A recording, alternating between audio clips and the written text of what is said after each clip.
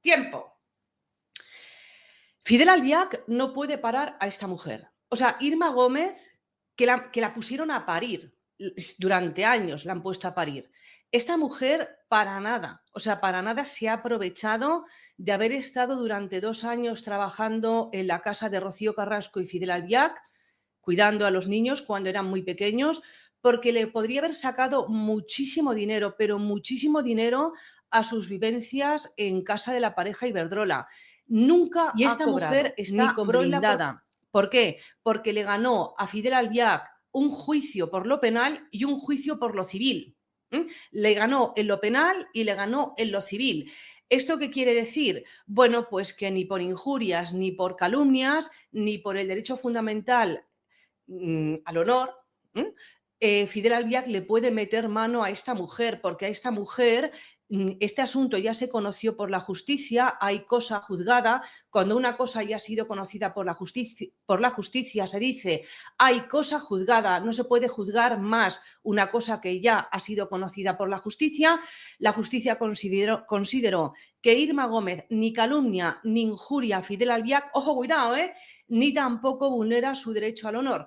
Entonces, ¿qué queréis que os diga? Irma Gómez, como si se quiere coger, mira, si se compra una guitarra en una tómbola, ¿vale? Y se sienta en todas las ferias de los pueblos, mientras los otros están con el Museo Errante de Rocío Jurado, ella está ahí como si fuera Nerón, tirirí, tirirí, contando la vida, obra y milagros de Fidel Albiac. Fidel Albiac no puede ya demandarla, ni creía. Hay temas que no quieres tocar y yo no los voy a tocar. Sé que tú has... Hubo una denuncia que yo interpuse y no fue admitida a trámite por error en las formas. Automáticamente, sin darme tiempo ni siquiera rectificarla, ya me puso una querella por vía penal Fidel Albiac. Para esa denuncia fue en el juzgado de Alcobendas, pero salí absuelta. Las 2 veces, ¿no? Sentencia absoluta. Una ex de Fidel nos cuenta cómo es en la intimidad. ¿Cómo fue tu noviazgo con Fidel Albiac? Yo estuve con él unos 6 años aproximadamente, ¿vale? Los primeros años bien, ¿no? Pero ya después empezaba a ver unas cosas muy chungas. Una persona muy fría, muy calculadora, súper envidioso, que al principio, hombre, empieza la relación, lo ves gracioso, simpático, bien, tal, pero ya después empiezas a ver las cosas, se empiezan a abrir los ojos y ya te vas dando cuenta. Ponía en contra de mi hermana, de mi madre, de mi padre, siempre cualquier tonterita le daba la vuelta y hacía que lo vieras de esa forma. Tenía peleas con mi familia cada 2 por 3, me ponía en contra, como que no quería que yo me relacionara tampoco con mi familia, empezó así a separarme un poco, tenía donde caerse muerto, no había estudiado nada, ni trabajado en nada, siempre estaba peleada con los amigos cuando era una cosa por otra, metiendo siempre en mierda por todos lados y con mucha cara, por la forma de actuar que tenía, siempre estaba enfadada con su familia, su cabeza, como siempre iba con esos aires de superioridad y siempre quería aparentar lo que no era, una persona que siempre se creía por encima de posibilidades. Cuando yo allá a Rocío, él vería el cielo abierto, diría, esta es la mía, aquí me meto y ya está. Yo tenía muy buena relación con el padre. De hecho, cuando él se enteró de que estaba con Rocío, él me llamó y me dijo, este niño, vamos, lo que siempre quería, ¿no? Y que, vamos, y sabía las intenciones que tenía él. ¿Por qué crees que no han salido testimonios en contra de Fidel? Yo pienso, como a cada 2 por 3, la persona que sale hablando de él o de ellos, ya están con el tema de las demandas, eso echa mucho para atrás. Yo fui, días antes me estuvieron amenazando para que no fuera, que me iban a poner una demanda, para que vean la maldad que tiene. Me demandó por haber salido. Total, que fuimos allá a juicio, iba él con Rocío. Ella, cuando yo estaba declarando, ella empezaba a reírse, él se estaba riendo, vamos, de una forma. Y nada, fue el juicio, lo gané. Por tu experiencia con Fidel, ¿cómo crees que será su relación con Rocío Carrasco? La mayoría de los problemas o lo que tiene ella con su familia es por él. Él es el que maneja todo, porque es una persona súper manipuladora, controladora, y después va siempre maquinando. Yo creo que es él el que lo maneja todo, la maneja ella como le da la gana. Con los niños de Rocío, en el momento que estaban allí en la casa, él no lo soportaría, o yo pienso que ahí todo el rollo que hay es por él. Ella también tendrá sus cosas, pero el que te está ahí controlando y metiendo cizaña es él. Muy buenos días, Joaquín. La versión de la tata de estos niños es totalmente al revés de lo que se ha contado en este documental, al menos para ella. Primero me dice que ese documento notarial que aparece, ella no lo ha firmado. En ningún caso dice que, por favor, que se muestre ese documento entero porque ella no lo ha firmado. Que primero denuncia. Es después cuando esta revista saca en la publicación que ella ha denunciado porque ha visto varias cosas en la casa durante estos 2 años que no le han gustado nada. Dice que lo haría con cualquier persona. Y después Fidel, una vez que se desestima esta demanda y se desestima por un defecto de forma, Fidel la demanda a ella por injurias y calumnias y por derecho al honor. Esta la pierde Fidel, de nuevo vuelve a recurrir y de nuevo vuelve a perder Fidel. Todos estos documentos nos los ha hecho llegar, con lo que puedo decir que parecen, vamos, que son ciertos. Hemos hablado de muchas cosas, entre ellas me dice que en ningún caso Antonio David ni la manipula, ni la da ningún tipo de retribución económica, que fue algo que hizo ella por hacer un bien y porque dice que no puede ver cosas como la que ella cuenta que vio en la casa de Rocío Carrasco y Fidel Albiac. Vamos a escucharla. Estuviste trabajando con Fidel y Rocío, ¿no? Sí, yo entré a trabajar cuando se acabó de separar de David. Desde el 98 a 2000, más o menos entrando y saliendo. Porque había cosas que no me gustaban, me marchaba, pero quería mucho a los niños, luego volvía otra vez. Por lo que yo vi, que no se corregía, y que era por lo que me iba, y luego terminaba volviendo, presenté una denuncia.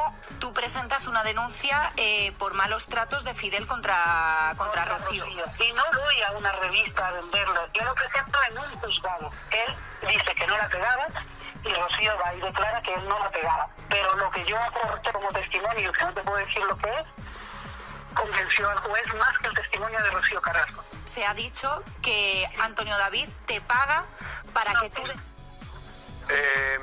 Ella sostiene que no, que ni le paga dinero a Antonio David, ni la manipula para que vaya a hacer esa denuncia o para intentar que vaya a sentarse en tómbola a hablar de este episodio que ella sostiene que se produjo, aunque la justicia lo archiva. La verdad es que es todo muy sórdido. Que volvemos a lo mismo. Estamos en lo de siempre, es todo absolutamente sórdido este tipo de cosas. Yo siempre... ¿Por qué una simple niñera que trabajó apenas 2 años en casa de Rocío Carrasco se convirtió en la peor pesadilla de Fidel Albiac? ¿Por qué este hombre, que presume de ser abogado, perdió todos y cada uno de los juicios que interpuso contra ella? ¿Por qué una mujer que podría haberse forrado vendiendo exclusivas a las revistas durante 25 años ha elegido el silencio? ¿Qué vio realmente Irma Gómez dentro de esa casa que tanto miedo le da a Fidel que salga a la luz? ¿Por qué Rocío Carrasco mintió bajo juramento negando las palizas que recibía? ¿Será que toda la historia del documental que nos vendieron es una mentira gigantesca construida para ocultar la verdadera violencia que se vivía en esa casa? ¿Y si te dijera que los verdaderos maltratadores son precisamente los que se hacen las víctimas? Hoy vas a descubrir la verdad más incómoda de toda la saga Carrasco Flores. La verdad que Telecinco ocultó cuando emitió el documental de Rocío.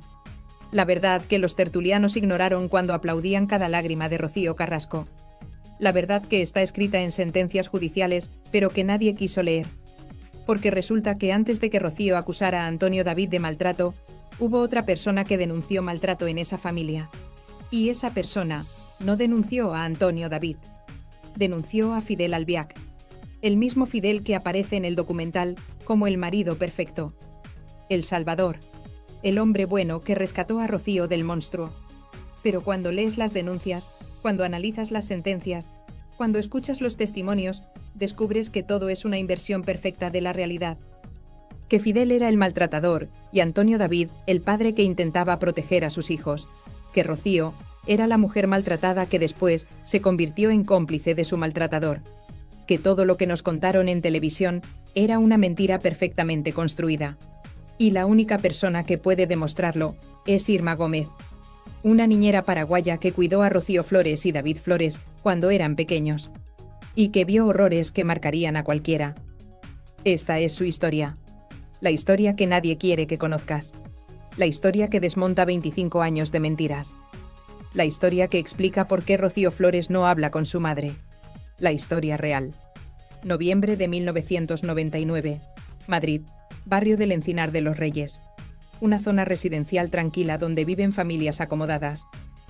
En una de esas casas empieza a trabajar Irma Gómez como empleada del hogar. No es cualquier casa.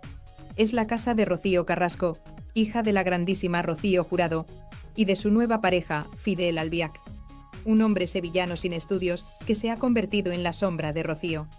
El que controla todo, el que decide todo, el que maneja todo. Irma llega con referencias impecables. Es una mujer paraguaya trabajadora, honesta, que vino a España buscando una vida mejor. Le ofrecen un trabajo interno, vivir en la casa, cuidar a los 2 niños pequeños de Rocío, Rocío Flores, que acaba de cumplir 4 años, y David Flores, que apenas tiene 2. 2 criaturas preciosas que acaban de vivir la separación de sus padres, que no entienden por qué su padre ya no vive con ellos, que no entienden quién es ese señor nuevo que duerme en la cama de su madre. Porque la separación de Rocío Carrasco y Antonio David Flores no fue limpia, fue caótica, fue traumática y sobre todo fue solapada con el inicio de la relación con Fidel.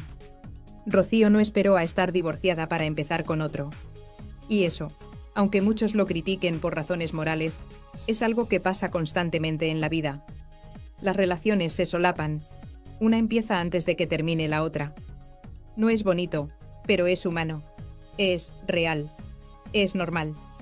Lo que no es normal es lo que vino después, porque cuando una relación nueva empieza, la gente suele estar enamorada, ilusionada, en esa fase donde todo es maravilloso, donde solo ves las virtudes del otro, donde estás con las hormonas revolucionadas y pareces un adolescente. Pues imagínate lo que debería haber visto Irma en esa casa en los primeros meses del año 2000. A una pareja feliz, cogidos de la mano, viendo películas juntos, haciendo planes, siendo tontos de amor como todos lo somos al principio. Pero Irma no vio eso. O mejor dicho, lo vio, pero también vio algo más. Algo mucho más oscuro. Algo que la dejó helada. Porque resulta que Fidel Albiac tenía un patrón. Un patrón que se repetía una y otra vez con la precisión de un reloj suizo. Cada mes. A veces cada mes y medio. Pero siempre, siempre, llegaba el momento. El momento en que todo se torcía. El momento en que el hombre encantador se convertía en un monstruo. Y el detonante era siempre el mismo. Leía algo en la prensa. Una noticia, un comentario, algo que hablara de él, de su relación con Rocío, de su pasado, de cualquier cosa que tocara su imagen pública. Y entonces se encendía, se transformaba y empezaba el infierno. Primero venían los insultos.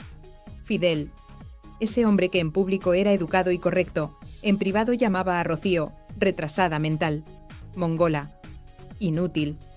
Le decía que no servía para nada, que sin él no era nadie, que su carrera estaba acabada, que la gente se reía de ella, que nadie la quería, que sus propios hijos la odiaban. Un bombardeo constante de humillaciones diseñado para destruir su autoestima, para hacerla sentir que no valía nada, para que creyera que merecía todo lo malo que le pasaba. Y Rocío aguantaba, callaba, bajaba la cabeza, intentaba no provocar más, porque había aprendido que cuando Fidel empezaba con los insultos, era mejor no responder, porque si respondías, entonces venía lo peor. Entonces llegaba la violencia física. Fidel le ponía zancadillas para que se cayera, le daba cachetadas, la empujaba contra las paredes, la cogía del brazo con tanta fuerza que le dejaba marcas. Moratones que Rocío intentaba ocultar con maquillaje, lesiones que explicaba como accidentes, caídas tontas, golpes sin importancia. Todas las excusas que ponen las víctimas de violencia de género cuando intentan proteger a su agresor. Y lo peor de todo es que esto pasaba delante de los niños. Rocío Flores con 4 años y David con 2 estaban en esa casa. Escuchaban los gritos, veían los golpes, presenciaban cómo su madre era humillada una y otra vez. Y eso deja huella, eso marca, eso destroza la infancia de cualquier criatura. Irma lo veía todo, porque vivía allí, porque estaba las 24 horas, porque era testigo directo de cada episodio de violencia. Y al principio no sabía qué hacer. Tenía miedo, necesitaba el trabajo, no quería problemas. Pensaba que quizá era algo puntual, que se arreglaría, que mejoraría. Todas las excusas que nos ponemos cuando vemos algo terrible, pero no queremos enfrentarlo. Pero llegó un punto en que no pudo más, porque los episodios se fueron haciendo más frecuentes, más violentos, más peligrosos. Y además, Irma tenía que proteger a los niños, porque cuando Fidel explotaba, cuando perdía completamente el control, Irma cogía a Rocío Flores y a David Flores, los metía en el coche y salía huyendo. Literalmente huyendo, como si escaparan de un incendio, como si se estuvieran salvando la vida. ¿Y a dónde iban? A casa de Rocío Jurado. La abuela, el único lugar seguro que conocían. La matriarca de la familia que, aunque no lo dijera públicamente, sabía perfectamente lo que estaba pasando. Porque no es normal que tu hija llegue a tu casa de madrugada con los niños y sin avisar. No es normal que aparezca con moratones en los ojos. No es normal que cojee durante días. No es normal nada de lo que estaba pasando. Y Rocío Jurado los acogía, les daba refugio, les permitía quedarse hasta que las aguas se calmaran, hasta que Fidel prometiera que no volvería a pasar, hasta que Rocío decidiera volver. Porque sí, Rocío siempre volvía, como vuelven todas las víctimas de violencia de género atrapadas en el ciclo de maltrato. Porque Fidel le pedía perdón, le prometía que cambiaría, le decía que la quería, que estaba estresado, que la prensa lo estaba volviendo loco, que no lo volvería a hacer. Y Rocío le creía, una y otra vez. ¿Y qué pasaba en la casa mientras ellos estaban fuera? Pues que Fidel destrozaba todo. Rompía televisores a patadas, partía las láminas del somier, cortaba la ropa de Rocío en pedazos pequeños, dejaba la casa hecha un campo de batalla, una escena de destrucción absoluta. Y cuando volvían, era Irma la que tenía que recoger los destrozos, la que tenía que tirar los televisores rotos, la que tenía que sacar las láminas del somier partidas, la que tenía que meter en bolsas de basura la ropa destrozada. Y todo seguía, mes tras mes, episodio tras episodio, violencia tras violencia, un patrón que se repetía con la regularidad de un calendario maldito. Y los niños seguían creciendo en ese ambiente tóxico, viendo cómo su madre era maltratada, escuchando los insultos, presenciando los golpes, aprendiendo que eso era el amor, que eso era una relación normal, que así se trataba a las mujeres. ¿Y sabéis cuál es el detalle más escalofriante de todo esto? Que durante todo ese tiempo, Rocío Carrasco y Fidel Albiac salían en las revistas como la pareja perfecta. Aparecían sonrientes en las portadas, daban entrevistas hablando de su amor, se hacían fotos cariñosas en eventos públicos, construían una imagen de felicidad absoluta, mientras en privado vivían un infierno. Porque eso es lo que hacen los maltratadores. Tienen dos caras, la cara pública, donde son encantadores, educados, correctos, y la cara privada, donde son monstruos. Y Fidel Albiac era un experto en eso. En público, era el hombre perfecto que había salvado a Rocío de su terrible exmarido. En privado, era el hombre que la llamaba mongola y la llenaba de golpes. Mayo del año 2000. Irma deja de trabajar en la casa de forma regular. Ha aguantado 6 meses de violencia constante. 6 meses viendo horrores.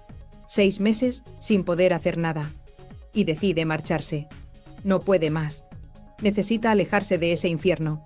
Pero sigue volviendo de forma esporádica. Cuando Rocío la necesita. Cuando hay alguna emergencia. Cuando los niños necesitan cuidados. Y así pasa otro año. Otro año de idas y venidas. Otro año de seguir siendo testigo de lo mismo.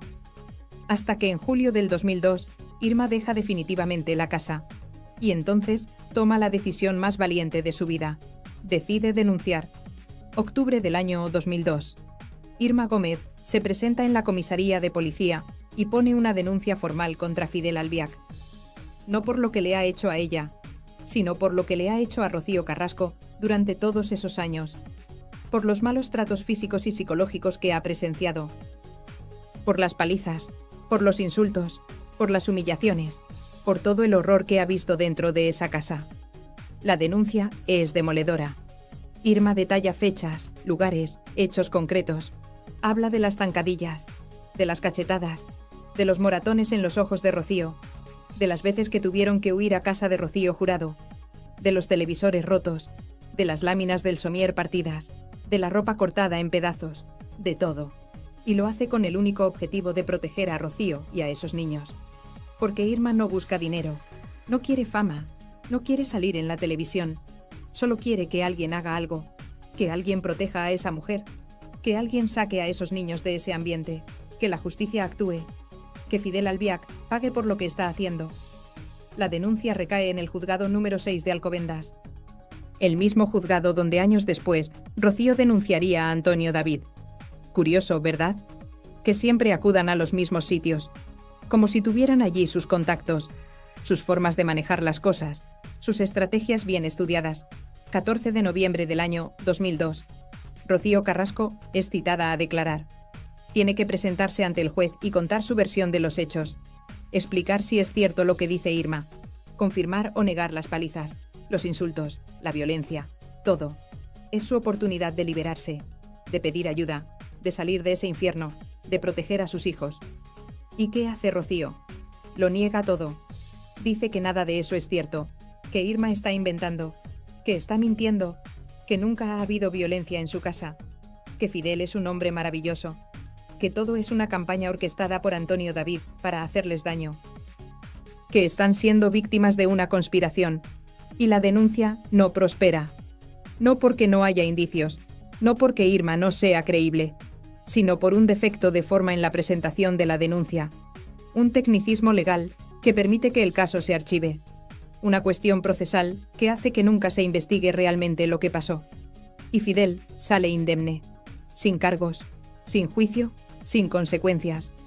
Pero hay algo que Rocío no esperaba, que su negación iba a tener testigos, que lo que había dicho bajo juramento iba a quedar registrado para siempre, y que algún día, cuando ella quisiera hacerse la víctima, alguien podría recordar que en el año 2002 negó ser víctima de maltrato, que rechazó la ayuda, que protegió a su maltratador, que eligió a Fidel por encima de sus hijos. Diciembre del año 2002. La revista ¿Qué me dices?, publica una portada explosiva. Han conseguido acceder a la denuncia de Irma y publican todo, los detalles de los malos tratos, los testimonios, los hechos concretos.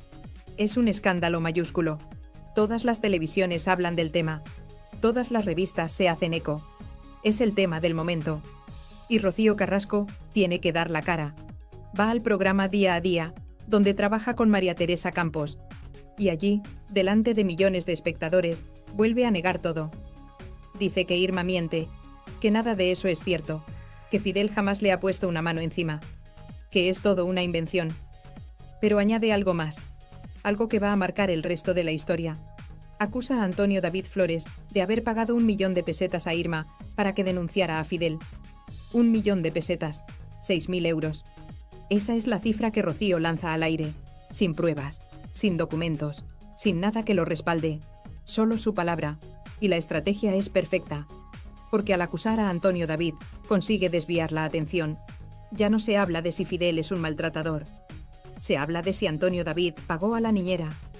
Ya no importa la violencia, importa el supuesto complot, y mucha gente se lo cree, porque Rocío es la hija de Rocío Jurado, porque trabaja en televisión, porque tiene el poder mediático de su lado.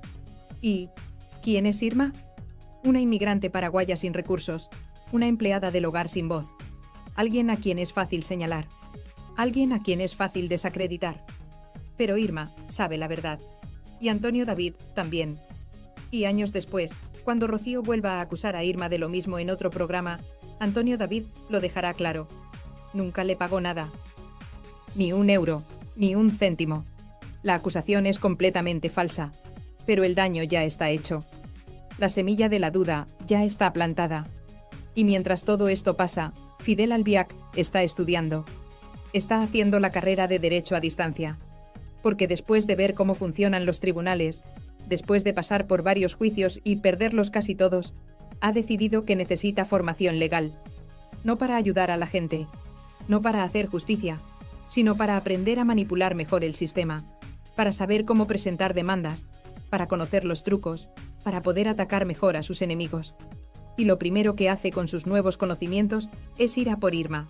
Presenta una querella criminal contra ella, por injurias, por calumnias, por atentar contra su derecho al honor.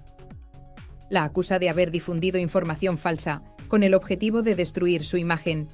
Pide que sea condenada, que pague una indemnización, que se retracte públicamente, que admita que mintió, y presenta la querella exactamente en el mismo sitio donde Irma había presentado su denuncia, en el juzgado de Alcobendas, ese lugar que parece ser el escenario favorito de todos los dramas judiciales de esta familia, como si tuvieran allí sus contactos, sus formas de hacer las cosas, sus estrategias bien aceitadas.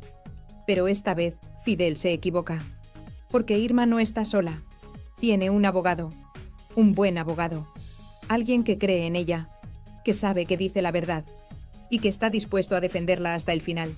Y tienen pruebas. Tienen la denuncia original con todos los detalles. Tienen testimonios. Tienen documentación. Tienen la verdad de su lado. Llega el juicio. Y las dos partes exponen sus argumentos. Fidel, con todos sus conocimientos legales recién adquiridos, intenta demostrar que Irma mintió, que inventó toda la historia, que fue pagada por Antonio David, que buscaba dinero, que quería fama, que actuó con mala intención. Pero Irma y su abogado demuestran lo contrario. Demuestran que nunca cobró por la entrevista en Que me dices, que nunca recibió dinero de Antonio David, que su testimonio es coherente, que los hechos que describe son creíbles, que tiene testigos que pueden corroborar partes de su historia, que no tiene ningún motivo para inventar algo así, y el juzgado falla, y falla a favor de Irma.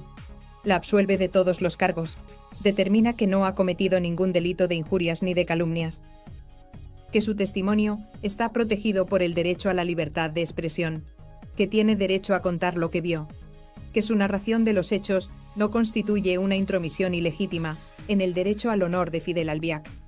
Es una derrota humillante para Fidel, después de estudiar derecho, después de preparar cuidadosamente la querella, después de estar convencido de que iba a ganar. Pierde. Y no solo pierde. Pierde con un fallo judicial que viene a decir que el testimonio de Irma es creíble, que tiene visos de realidad, que no es una invención descabellada. Pero Fidel no se rinde, porque los maltratadores nunca se rinden, porque necesitan controlar. Necesitan ganar. Necesitan destruir a quien se les opone. Así que apela. Recurre el fallo en segunda instancia. Pide que la audiencia provincial revise el caso. Que otro tribunal le dé la razón. Que condenen a Irma. Y vuelve a perder. La audiencia provincial confirma el fallo de primera instancia. Vuelve a absolver a Irma. Vuelve a determinar que no ha cometido ningún delito. Vuelve a ratificar que su testimonio es válido, que tiene derecho a contar lo que vio, que no ha vulnerado ningún derecho de Fidel.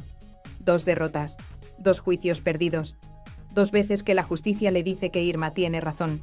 Y entonces Fidel comprende algo.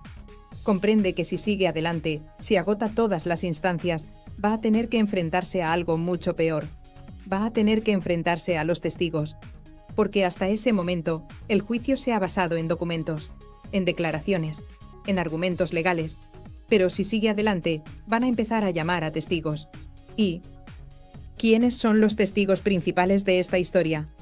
Rocío Flores y David Flores, sus propios hijastros, los niños que vivieron en esa casa, que vieron todo lo que vio Irma, que sufrieron ese ambiente de terror.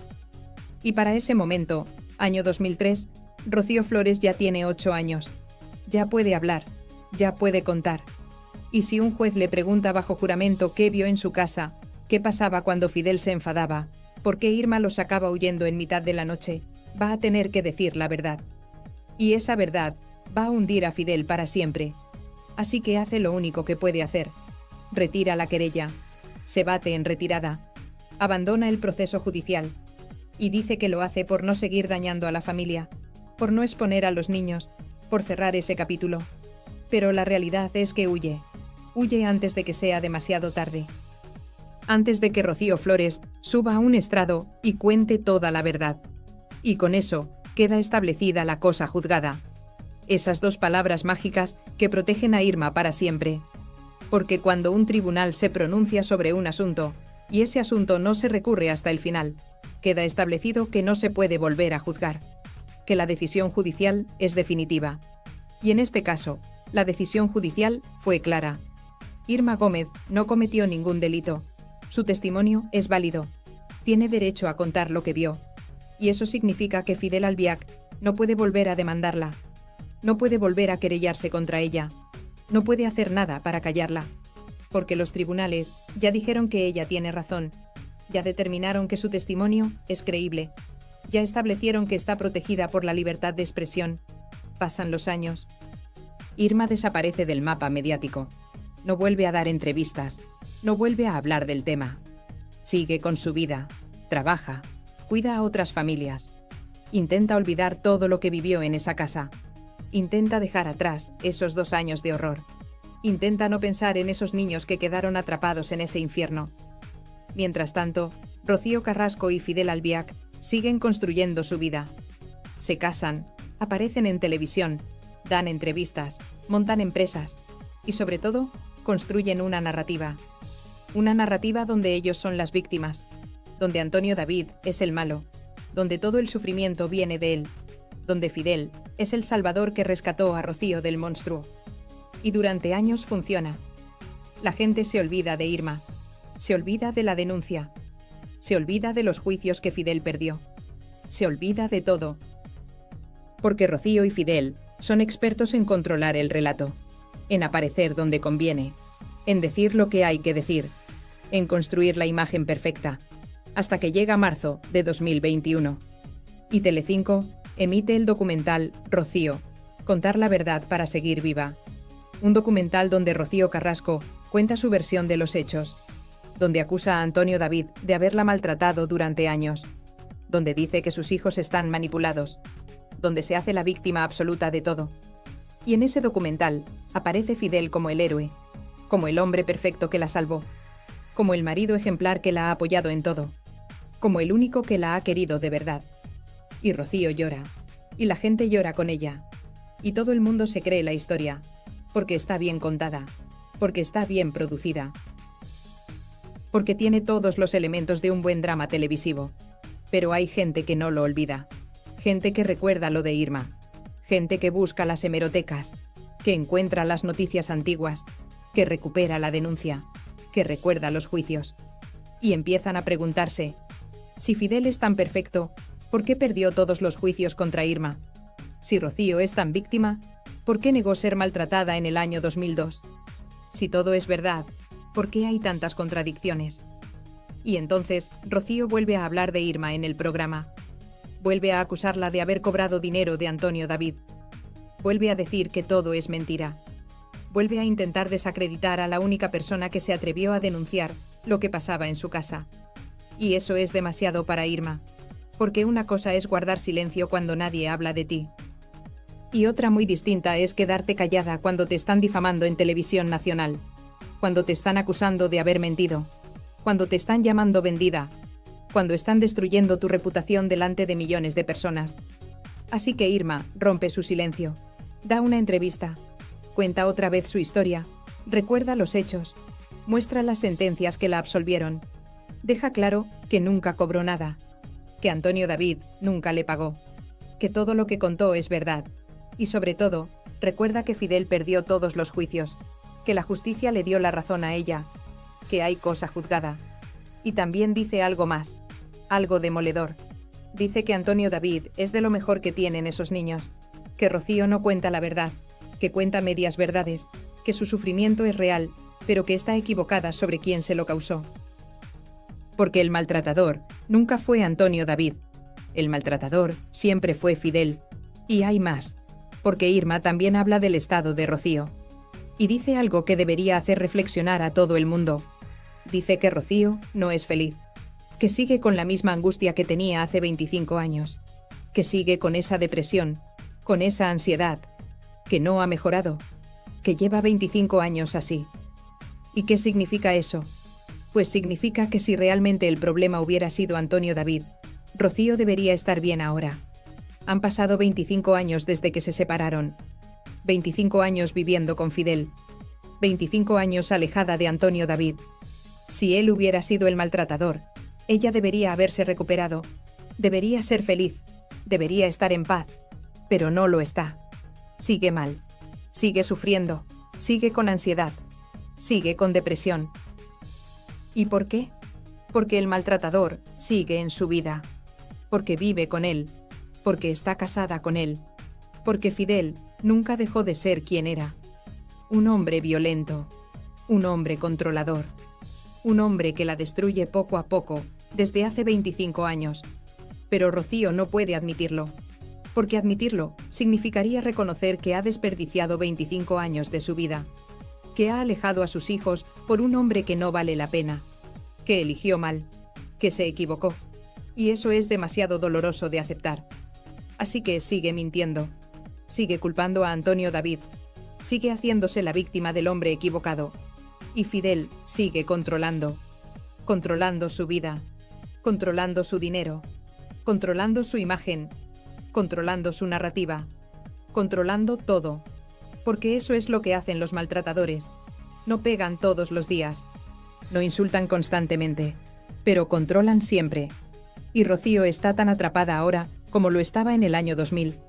Y mientras tanto, Irma sigue siendo la única que dijo la verdad, la única que se atrevió a denunciar, la única que puso en riesgo su trabajo, su reputación, su vida para intentar salvar a una mujer y a 2 niños.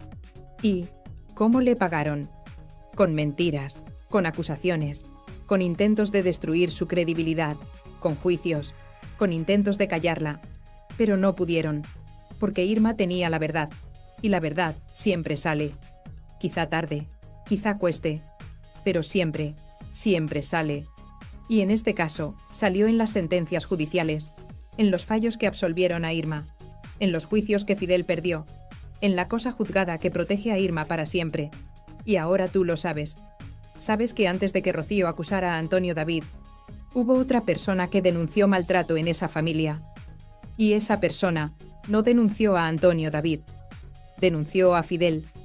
Sabes que Rocío negó ser maltratada en el año 2002, que protegió a su maltratador, que eligió a Fidel por encima de la verdad.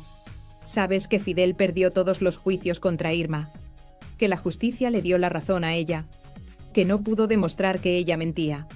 Y sabes que todo el documental que nos vendieron es una inversión de la realidad, que cogieron la violencia que Fidel ejercía sobre Rocío y se la endosaron a Antonio David, que construyeron una narrativa falsa, que manipularon a la opinión pública, que engañaron a millones de personas, que montaron el show perfecto. Pero hubo alguien que no se cayó, alguien que dijo la verdad a pesar de las amenazas, alguien que se enfrentó al poder a pesar de las consecuencias, alguien que nunca cobró ni un euro por su testimonio, alguien que solo quería proteger a 2 niños y a una mujer maltratada. Y esa persona es Irma Gómez, una mujer valiente, una mujer honesta, una mujer que los tribunales le dieron la razón, una mujer que Fidel Albiac intentó destruir y no pudo, una mujer que tiene las sentencias que demuestran que dice la verdad, una mujer que debería ser reconocida como lo que es, una heroína que se enfrentó a un maltratador cuando nadie más se atrevía. Y esa es la historia real, la que Telecinco no contó, la que los platós ignoraron, la que los tertulianos olvidaron, la historia de cómo una niñera paraguaya destapó la verdad sobre Fidel Albiac y de cómo esa verdad quedó enterrada durante 25 años bajo toneladas de mentiras, manipulación y poder mediático. Pero ya no más, porque ahora lo sabes, ahora conoces la verdad, ahora entiendes por qué Rocío Flores no habla con su madre, ahora comprendes por qué hay tanta gente que no se creyó el documental, ahora ves claro quién es realmente Fidel Albiac, un maltratador que perdió todos los juicios, un hombre que estudió Derecho para atacar mejor a sus enemigos, un controlador que lleva 25 años manipulando la vida de Rocío Carrasco. Y ahora entiendes por qué Irma Gómez es importante, por qué su testimonio importa, por qué las sentencias que la absolvieron son fundamentales, porque demuestran que todo lo que nos contaron era mentira, que la verdadera víctima era Rocío, pero el verdadero maltratador era Fidel, y que Antonio David siempre fue el padre que intentaba proteger a sus hijos de un hombre peligroso.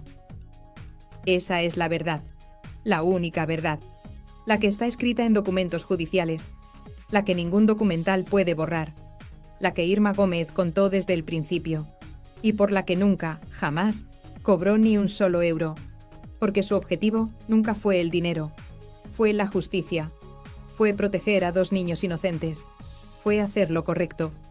Y aunque la justicia no actuó como debería en su momento, aunque Rocío negó la violencia, aunque Fidel salió indemne, aunque los niños siguieron viviendo en ese infierno, al menos quedó el testimonio. Quedaron las sentencias. Quedó la verdad documentada para siempre. Y 25 años después, esa verdad sigue ahí, intacta, inalterable, protegida por la cosa juzgada, esperando a que alguien la rescate del olvido, esperando a que alguien la cuente, esperando a que se haga justicia de verdad. Y hoy se ha contado. Hoy se ha hecho justicia. Justicia para Irma, que fue difamada. Justicia para esos niños que crecieron en el terror. Justicia para todos los que siempre supieron que algo no cuadraba en la historia oficial. Y sobre todo, justicia para la verdad. Esa verdad que Fidel Albiac intentó callar durante 25 años. Y que hoy, por fin, ha salido a la luz. Una ex de Fidel nos cuenta cómo es en la intimidad.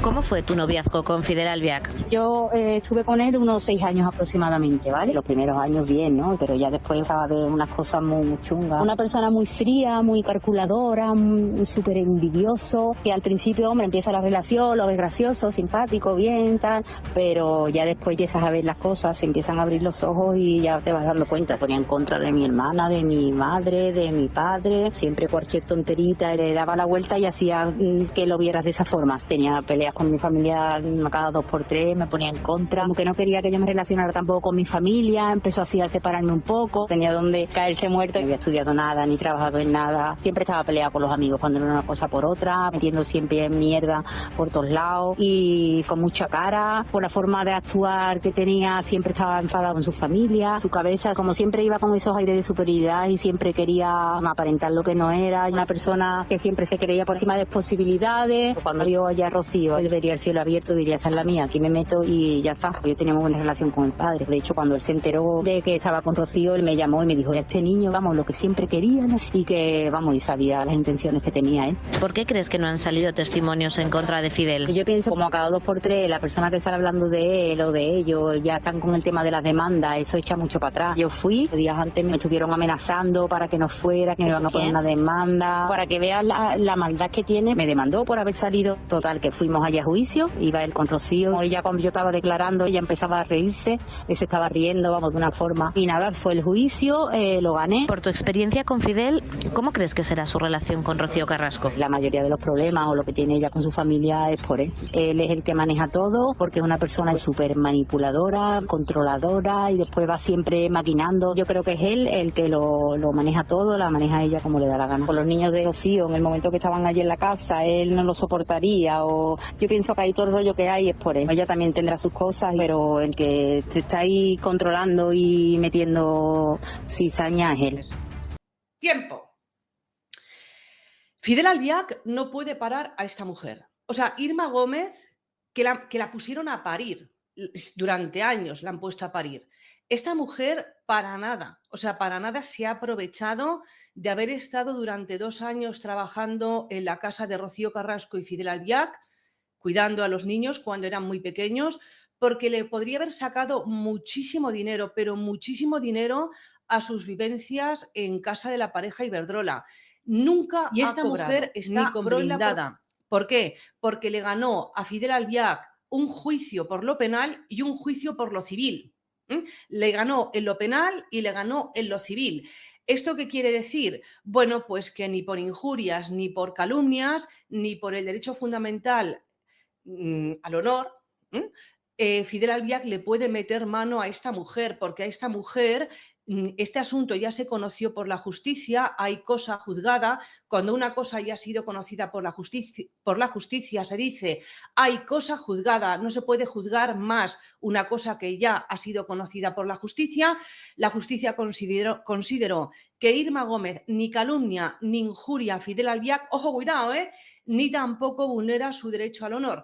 Entonces, ¿qué queréis que os diga? Irma Gómez, como si se quiere coger, mira, si se compra una guitarra en una tómbola, ¿vale? Y se sienta en todas las ferias de los pueblos, mientras los otros están con el Museo Errante de Rocío Jurado, ella está ahí como si fuera Nerón, tirirí, tirirí, contando la vida, obra y milagros de Fidel Albiac. Fidel Albiac no puede ya demandarla, ni